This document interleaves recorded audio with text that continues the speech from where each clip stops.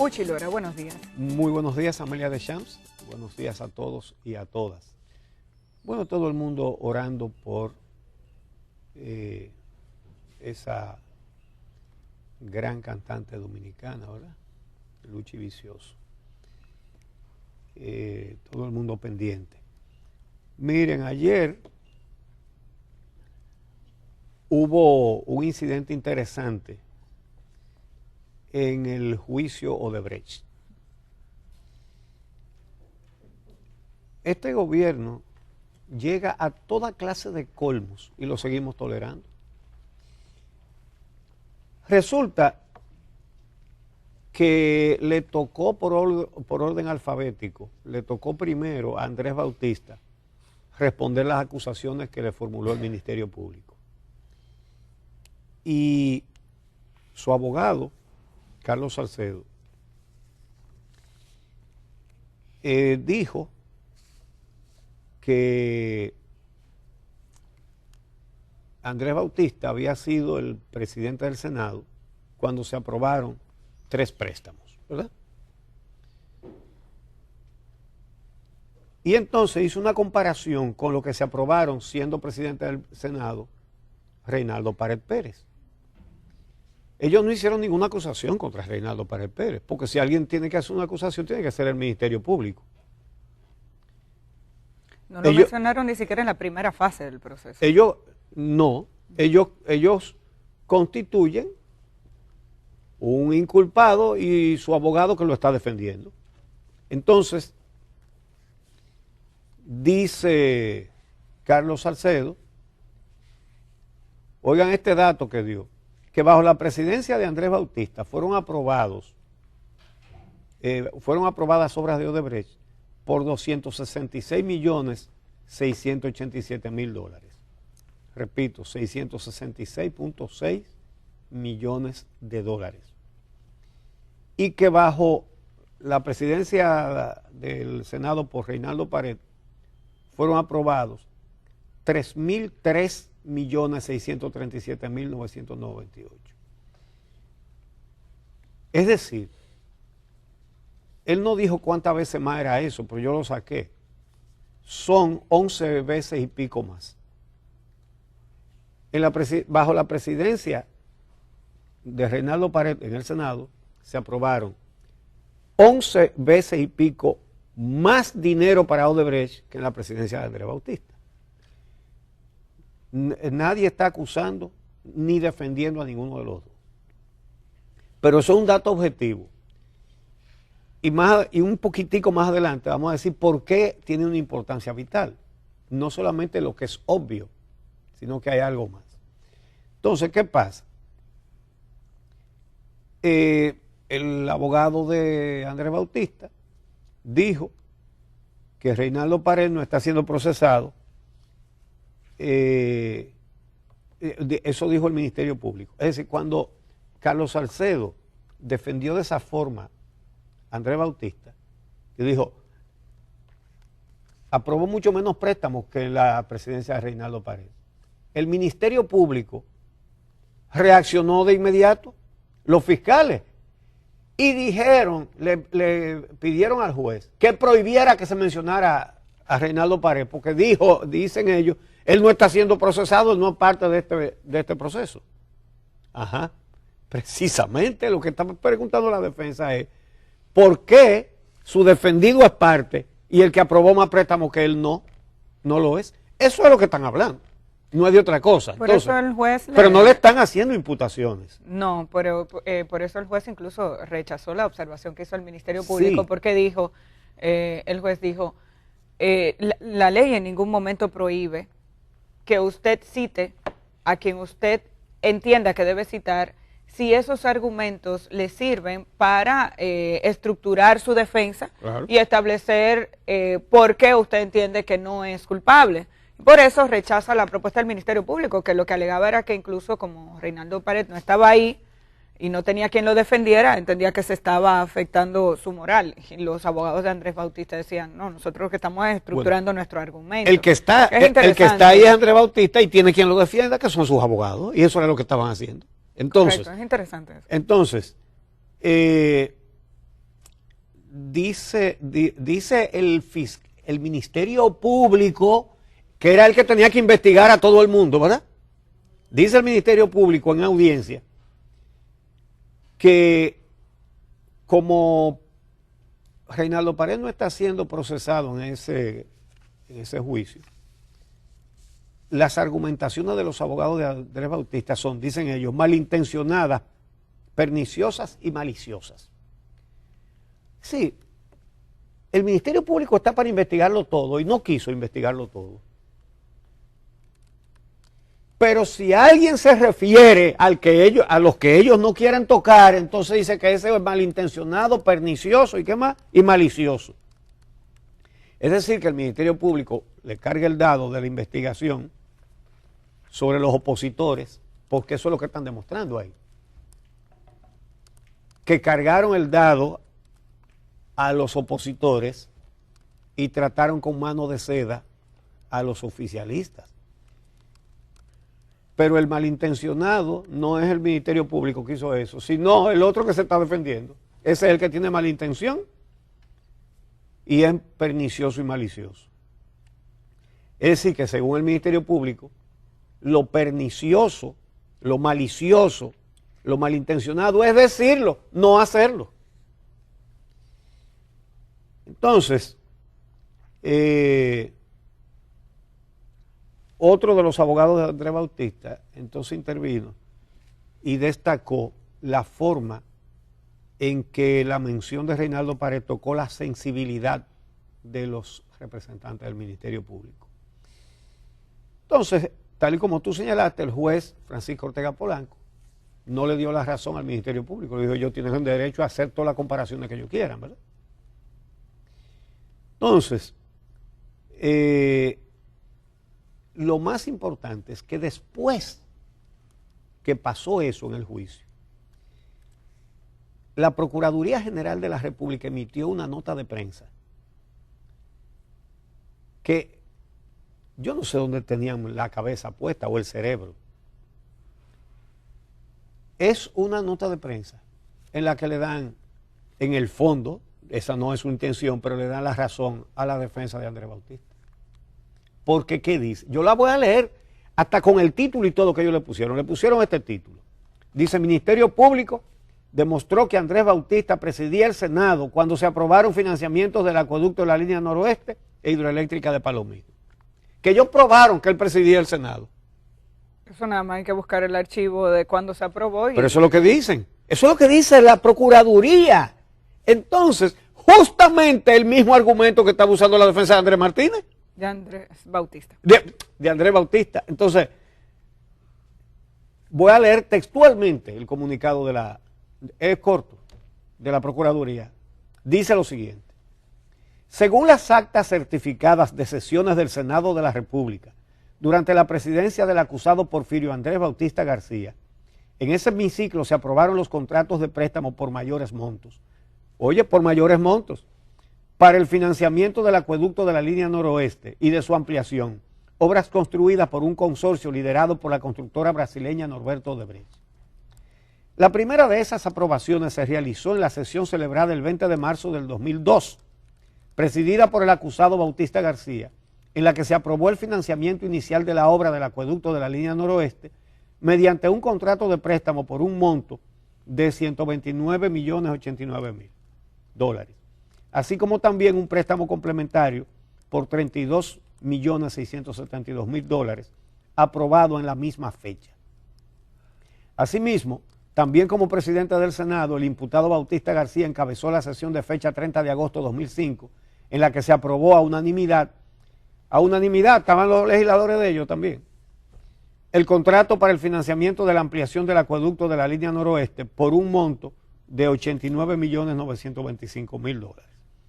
En cuanto a la hidroeléctrica de Palomino, construida por la constructora Norberto Odebrecht, el acusado Andrés Bautista García volvió a presidir en su calidad de presidente del Senado la sesión de fecha 8 de diciembre de 2005, en la cual se conoció el primer contrato de financiamiento de dicha obra por la suma de $15 millones, participación que también se encuentra evidenciada en el expediente acusatorio. Y ahí termina, y lo firma Dirección de Comunicación y Prensa de la Procuraduría General, Ministerio Público RD.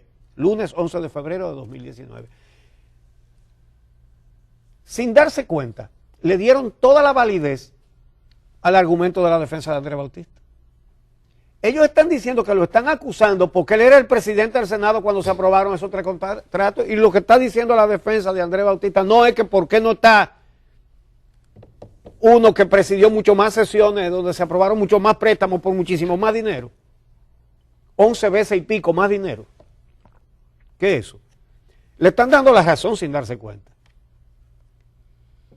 Ahí nadie pensó, nadie pensó cuando hicieron ese comunicado. Le dan toda la razón a ese legislador. Reitero, este programa no está defendiendo a nadie ni acusando a nadie. Ahora, sí es una responsabilidad decir que en la estructuración de este expediente estuvo muy presente la política, justamente porque debieron someterlos a todos, pero no. A los que aprobaron menos contratos, como son de la oposición, lo pusieron ahí. Y resulta que los que aprobaron más contratos no están. Y además, falta demasiado gente porque los sobornos que pagó Odebrecht fue para que el Congreso aprobara. Y solo hay sometidos. ¿Cuántos legisladores hay sometidos? Legisladores y exlegisladores. Andrés Bautista, Chu Vázquez, Tommy Galán, que es ambos de la oposición actual. Tommy Galán, ya. Y hay un diputado también que era del PRD. Rodríguez. Entonces, y esos contratos de Odebrecht se aprobaron levantando 4 manos. Fueron 4 manos que se levantaron. Sí, que la mayoría de las manos se pusieron así, ¿verdad? Pero solo 4 hicieron así. ¿Y cómo es eso? Porque así la pusieron la mayoría que lo aprobaron. Es más, en algunos casos todos, porque dice ahí que aprobaron a unanimidad. Todos hicieron así. No, pero entonces no se puede afirmar eso tampoco. No, yo no. Bajo ese argumento pero yo estoy siguiendo el argumento y la lógica del Ministerio Público. Uchi, y es más difícil aún creer en este Ministerio Público encabezado por Jean Alain Rodríguez cuando en un caso como este, que se ha hecho todo el esfuerzo, es difícil creer que se ha hecho todo el esfuerzo por investigar a profundidad este caso cuando hay un montón de evidencias que debieron ser levantadas y que no, a las cuales no se le puso la mano. Todavía no tenemos el tema de las sobrevaluaciones y eso es evidente que ha habido una falta de voluntad política para poder hacer la evaluación de cada una de las obras que Odebrecht hizo en el país. Es evidente que no se quiso hacer esfuerzo alguno en interrogar a los miembros de Odebrecht, tanto en Brasil como en República Dominicana, para poder levantar información importante y relevante. Mientras tanto, se aplaude un acuerdo que lo que hace es forzar a la República Dominicana a que reciba unos recursos mínimos cuando en otros países las sanciones han sido extraordinarias hacia Odebrecht y ha tenido Odebrecht que pedir perdón y ha tenido que incluso admitir una suspensión de varios años en los contratos que tienen algunas naciones similares a la nuestra, otros países latinoamericanos que han decidido no permitir ni siquiera el concurso de Odebrecht. No, aquí se le dan plazos para que pague como ellos quieran. Se les permite seguir construyendo Punta Catalina y Odebrecht demanda al Estado Dominicano más recursos. Nosotros vamos a terminar pagándole más a Odebrecht que lo que ellos nos van a devolver a nosotros después de haber incurrido en prácticas fraudulentas. En adición a eso, y lo hemos dicho en estos días, es difícil creer que haya una intención real de someter a todo el poder político que hay detrás de estos acuerdos cuando uno tiene un Procurador General de la República con evidentes intenciones de crecimiento político dentro de la estructura partidaria a la que pertenece. Señores, el Procurador General de la República está pagando publicidad en las redes sociales hasta para aparecer en un operativo. Aquí poníamos la semana pasada las imágenes del Procurador que se promueven como publicidad en las redes sociales. El Procurador llegando a un sitio a comer mondongo, y diciendo que si el mondongo está bueno está malo. Usted puede comer lo que usted quiera. Él dirá que si Lionel come yaniqueque. Pero eso fue lo que yo dije. Ahora uno come yaniqueque y el otro ahora no, nada más lo probó, no se ve comiendo mondongo. El tema no es el mondongo. Y el tema, sí, yo me quedé con la duda. Pero el tema no es ese. El tema es que aparece publicidad pagada del Procurador General de la República entrevistando a sus propios funcionarios. Hola, esta es la oficina tal. ¿Qué usted hace aquí? Explíquenle a la gente. O sea, ¿con qué intención? Insistimos, toda persona tiene derecho a crecer políticamente, a promoverse como profesional. Por su trabajo. Por su trabajo. Por su trabajo en bien del Estado. Ahora, si usted tiene intenciones de carácter político electoral y es el Procurador General de la República, lo ideal sería que usted renuncie y se dedique a promover su figura política como lo había hecho Jean Alain anteriormente. Él tenía una página web que había sido suspendida, la tenía frisada, incluso decía que no se estaba introduciendo nuevo contenido porque él había asumido su función como procurador. Pero no lo había quitado, ¿verdad? Estaba ahí. Después de que hablamos del famoso concurso y mostramos la página, la página ahora no aparece, la han quitado, por lo menos la semana pasada no la encontré. De todas formas, estamos viendo un Procurador General de la República que desde que entró ahí hace grandes esfuerzos por su promoción personal. Es el Procurador General el que hace, el que dice, el que arresta, el que somete. Sí. No importa que sea en la Loma de la Cacata, es por orden del Procurador General de la República. Ya asimilaste. Hay una concentración. Esa demarcación. Sí, claro. Hay una intención evidente de concentrar toda la comunicación y todo lo que sale de la Procuraduría. El Procurador General de la República tiene que separar sus intenciones políticas de su función, y por eso es que hemos insistido en la necesidad de que haya un Ministerio Público independiente y un procurador que no dependa directamente del Poder Ejecutivo ni de una estructura política para permanecer ahí, porque eso afecta. En casos como este, de entrada hay poca credibilidad en el proceso por esas razones y por la manera en la que se manejan estos expedientes. Sí, ahora, realmente, el hecho de decir el Ministerio Público demostró que él era el presidente del Senado cuando se aprobaron esos contratos. Ajá, pues ahí mismo se abre la interrogación. ¿Y los otros? ¿Quién era entonces? Ese no te interesó. La verdad es que este proceso no va para ningún lado. Y hay que decirlo claro para que todo el mundo lo sepa. No va para ningún lado porque está estructurado por el Ministerio Público para que no vaya a ningún lado. El procurador es miembro del Comité Central. Entonces no le echemos la culpa tampoco al procurador, ¿eh? Él es una pieza en un ajedrez y a él lo están moviendo. Eso no es ningún tipo de... Eso no es ninguna otra cosa. Él es una ficha, él es miembro del Comité Central y a él lo mueven. ¿Y lo movieron para qué? Para que en el caso de Brecht solamente se sometiera a muy poca gente, escogido con más de la oposición que lo del gobierno, y sin incluir ninguno de los contratos que le corresponden al gobierno actual, incluyendo Punta Catalina. Y por eso el Ministerio Público no hizo, y esto no lo puede explicar ni Jean Alain Rodríguez ni Nabucodonosor, nadie puede explicar cómo es que el Ministerio Público no hizo investigaciones, ni interrogatorios, ni nada sobre Punta Catalina.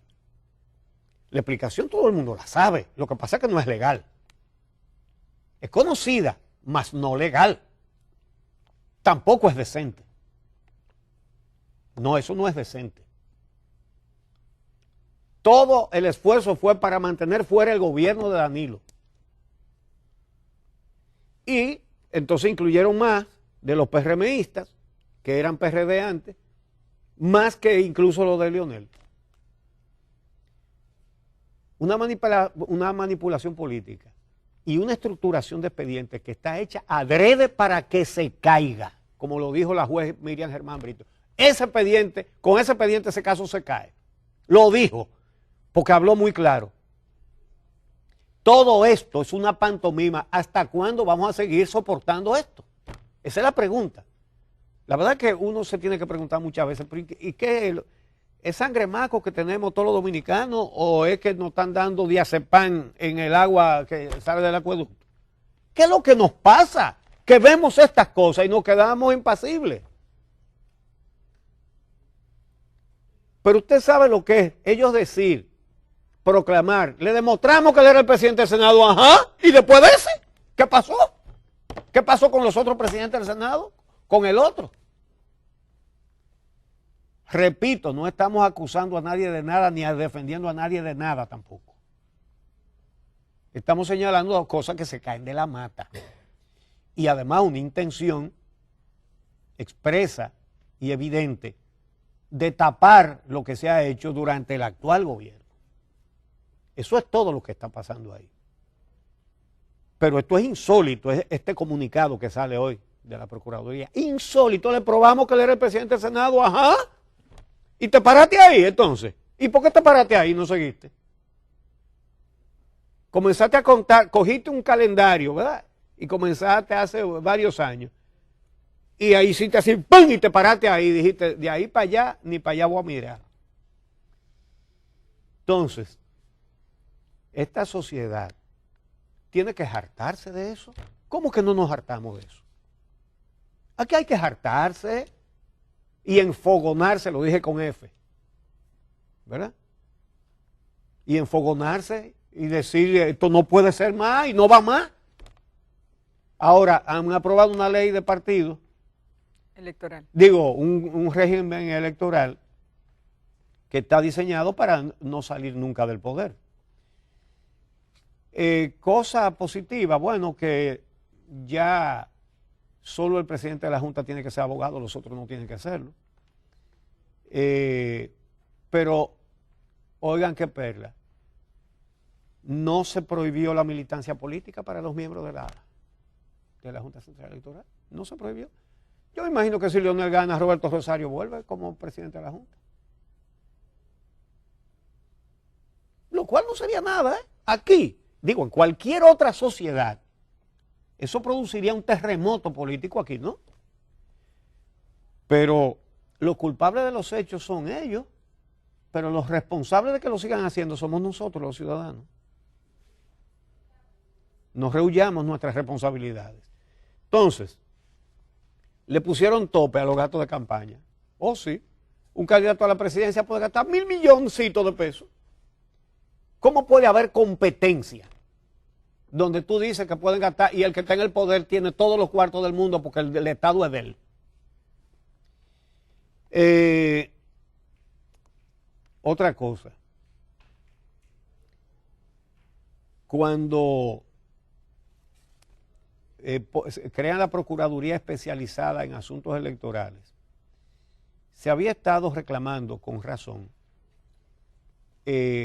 como dice la gente, que se le pusieran dientes a la ley, que se pusieran sanciones a las violaciones de las reglas electorales.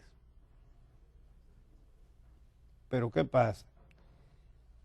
La diputada Josefa Castillo hizo una observación que yo creo que hay que tomar en cuenta. Dice ella que esa es una herramienta que puede usar el gobierno a su favor y en detrimento de la oposición. Nada más hay que ver el caso Odebrecht.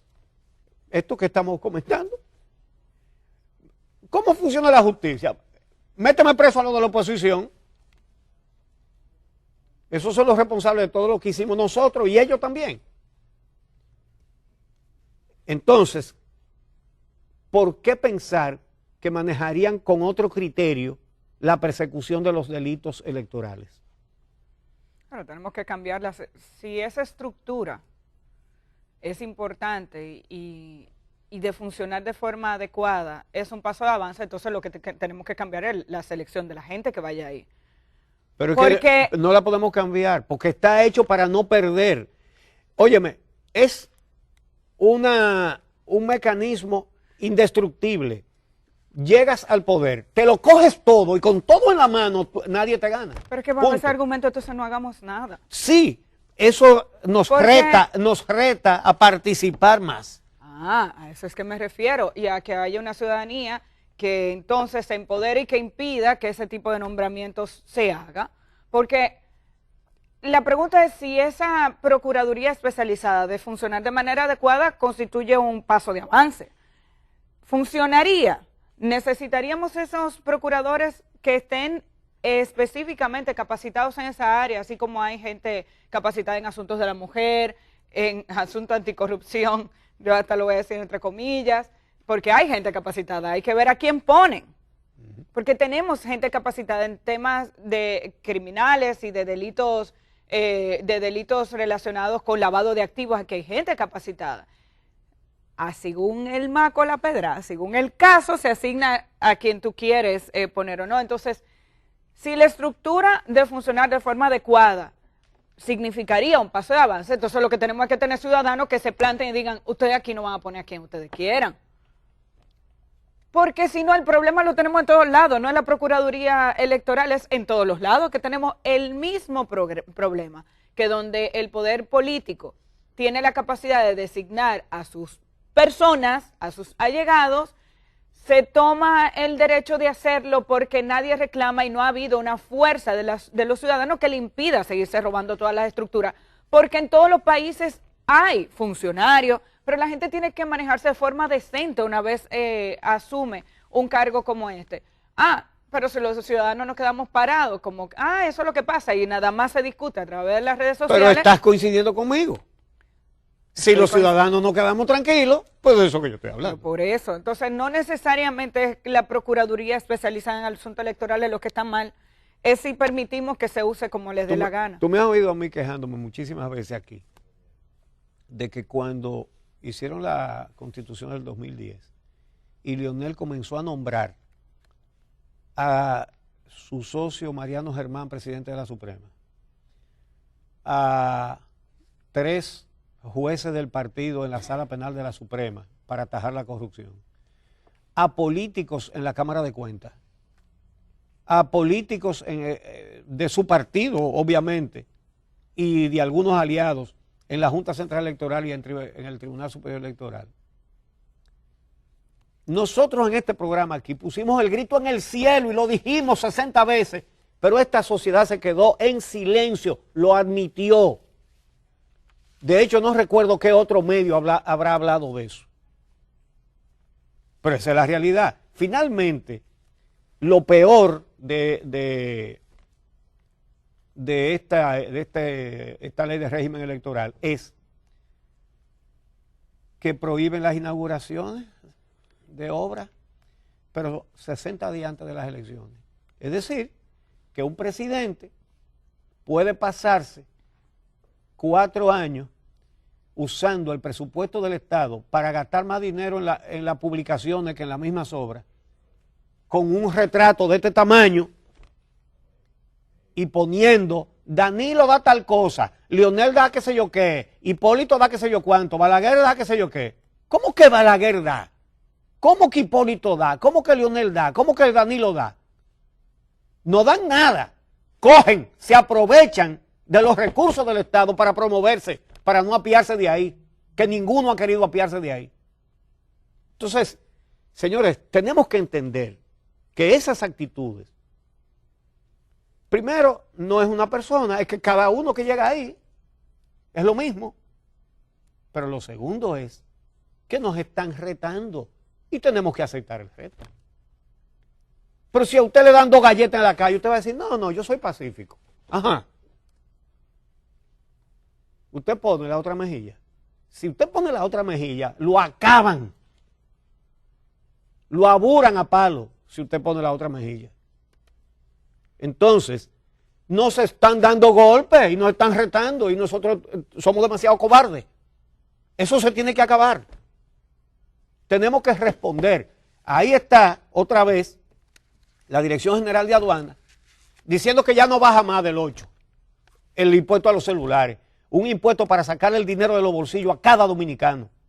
Porque aquí hay 10 millones y pico de celulares activos. Y es un impuesto ilegal. Dicen que no van a aprobar más impuestos y miren lo que le hacen a la gente. Y aquí no solamente deberíamos estar plantados para no aceptar ese nuevo impuesto, que es otra bofetada en la cara y en los bolsillos, y en el estómago, porque afecta a la tripa de mucha gente también. Lo que deberíamos es luchar para que quiten el 10% de selectivo al consumo a la factura telefónica, ¿Cómo el selectivo al consumo es un impuesto concebido e implementado para que pague más impuestos el que consuma bienes de lujo? El selectivo al consumo es para vinos de alta categoría, es para joyas, para diamantes, para oro, es para eso el selectivo al consumo. Y ponen un servicio de primera necesidad como es la comunicación telefónica como un selectivo al consumo. Eso hay que quitarlo. No solamente no aceptar el aumento del impuesto al aparato, al teléfono celular, sino que hay que exigir que se quite el 10% de selectivo al consumo, que es una barbaridad también. Es drenándole, sacándole los cuartos de la tripa que están a usted. No voltee la cara a usted que le están haciendo eso. Y se lo van a seguir haciendo si seguimos de brazos cruzados. El ciudadano tiene que luchar. Y es su responsabilidad también luchar, que es lo que le va a dejar a usted a sus hijos y a sus nietos. Aquí hacemos críticas a lo que entendemos que está mal. Y eso no excluye al pueblo. Y no lo puede excluir.